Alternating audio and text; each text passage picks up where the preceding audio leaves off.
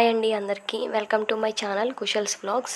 Please share, subscribe and like my channel. భోగిపళ్ళు ఫంక్షన్కి బ్యాక్ డ్రాప్ని ఎలా డెకరేట్ చేశానో మీకు షార్ట్ వీడియోలో చూపిస్తానండి. ఇక్కడ 3 మ్యాంగో లీవ్స్ తీసుకున్నాను నేను. ఆ 3 మ్యాంగో లీవ్స్ని స్టాప్లర్తో స్టాపిల్ చేశాను.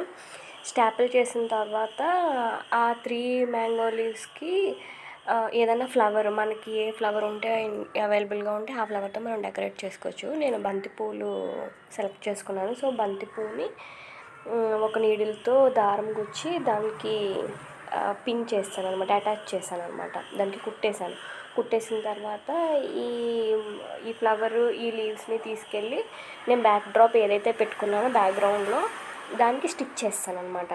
అది మళ్ళీ తర్వాత మన ఫంక్షన్ అయిపోయిన తర్వాత మనం ఈజీగా రిమూవ్ చేసుకోవచ్చు, ఈజీగా మళ్ళీ తీసేసుకోవచ్చు అనమాట. మనకి ప్రాబ్లం ఉండదు. అదే స్టిక్ చేసినంత మాత్రాన మనకి ఏ ప్రాబ్లం అవ్వదు. ఇక్కడ మీకు చూపిస్తాను చూడండి. మళ్ళీ దాన్ని ఎలాగ నేను నా బ్యాక్ డ్రాప్కి స్టిక్ చేశానో ఇలా మనం బ్యాక్ డ్రాప్కి స్టిక్ చేసుకోవచ్చు. భోగిపళ్ళు కలుపుకోవడానికి కావాల్సిన పదార్థాలు ఏంటో చూద్దాం. ముందుగా చిల్లర పైసలు, చెరకు ముక్కలు, పసుపు అక్షంతలు, రేగిపళ్ళు, ముందు రోజు రాత్రి నానబెట్టుకొని కడిగి పెట్టుకున్న శనగలు మరియు బంతిపూలు. ఈ ఇంగ్రీడియంట్స్తో మనం భోగిపళ్ళను తయారు చేసుకోవచ్చు. అసలు భోగిపళ్ళు ఎందుకు వేయాలి, భోగిపళ్ళు వేయడం అనే కాన్సెప్ట్ ఎందుకు వచ్చింది అనేది ఈరోజు నేను మీతో షేర్ చేసుకోబోతున్నాను. యాక్చువల్గా నారాయణుడు మహాశివుణ్ణి ప్రసన్నం చేసుకోవడం కోసం ఘోర తపస్సు చేస్తాడు. ఆయన భక్తికి మెచ్చి శివుడు నారాయణుడికి దర్శనం ఇస్తారనమాట. శివుడు దర్శనం ఇవ్వడంతో మిగిలిన దేవుళ్ళందరూ కూడా చాలా సంతోషిస్తారనమాట. సంతోషించి మన నారాయణుడికి ఏం చేస్తారంటే అభిషేకం చేస్తారనమాట. బదిలీ ఫలాల వృక్షం కింద ఆయనకి బదిలీ ఫలాలతో అభిషేకం చేస్తారు. ఆ బదిలీ ఫలం అంటే ఏమిటి అంటే ఈ రేగిపళ్ళనే బదిలీ ఫలాలు అని కూడా అని అంటారనమాట. అలా అభిషేకం చేస్తున్నప్పుడు నారాయణుడు చిన్న బాలుడు అయిపోతాడనమాట. అంటే వాళ్ళు చేస్తున్న సన్మానానికి ఆనందించి ఆయన చిన్న బాలుడిలా మారిపోతాడు, బాలగోపాలులా మారిపోతారు. అందుకని మనం అదంతా కూడా భోగి రోజునే జరుగుతుంది. సో అందుకని మనం భోగి రోజుని చిన్నపిల్లల్ని నారాయణుడిగా భావించి మనం భోగిపళ్ళని పిల్లలకి వేస్తాము. ఇంకొక రీజన్ ఏంటంటే భోగిపళ్ళు వేయడానికి దృష్టి దోషాలు ఏమైనా ఉన్నా కూడా పిల్లలకి పోతాయి అన్నమాట.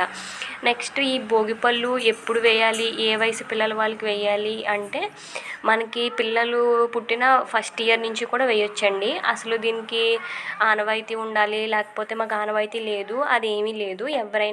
ఎవరి పిల్లలకైనా ఏ ఏజ్ వాళ్ళకైనా వేయొచ్చు. నెక్స్ట్ అసలు ఇప్పుడు కూడా భోగిపళ్ళు వేయడం స్టార్ట్ చేయకపోతే ఆడ్ ఇయర్ నుంచి మనం భోగిపళ్ళు వేయడం స్టార్ట్ చేయాలండి.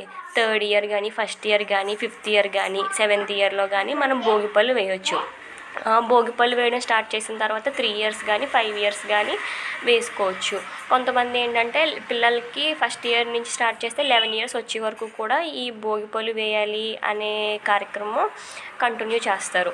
ఇది ఆనవాయితీ లేకపోతే వేయము అనేమి అనుకోక్కర్లేదు. ఎవరికైనా ఎలాంటి వయసు పిల్లలకైనా మనం వేయొచ్చు.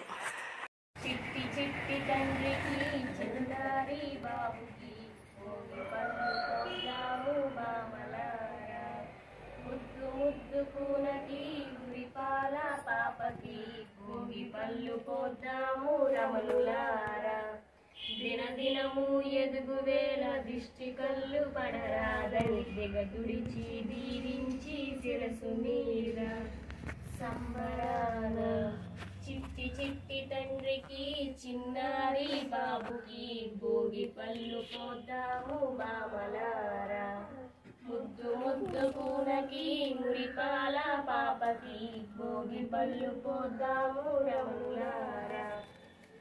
పిల్ల పాపలున్నంత పేరంటం పిలవదంప, చక్కనైన పడకులంప సాయంత్రపు వేళ చేరి చిట్టి చిట్టి తండ్రికి చిన్నారి బాబుకి భోగిపళ్ళు పోద్దాము బామలారా, ముద్దు ముద్దు కూనకి మురిపాల పాపకి భోగిపళ్ళు పోద్దాము రమణులారా.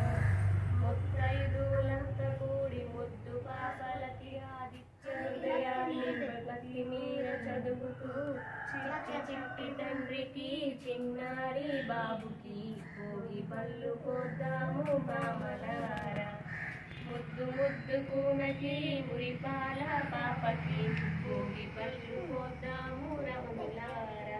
విఠల శ్రీహరికి చెలియలు మీరంత గూడి చిన్ని కృష్ణునకు, చెలియలు మీరంత గూడి చిన్ని కృష్ణునకు, నానా మమత పట్టి పీతంబ్రోనసడిరి హారాతి, అది వాళ్ళందరూ కూడి అందముగా పాండురంగని విఠల శ్రీహరికి.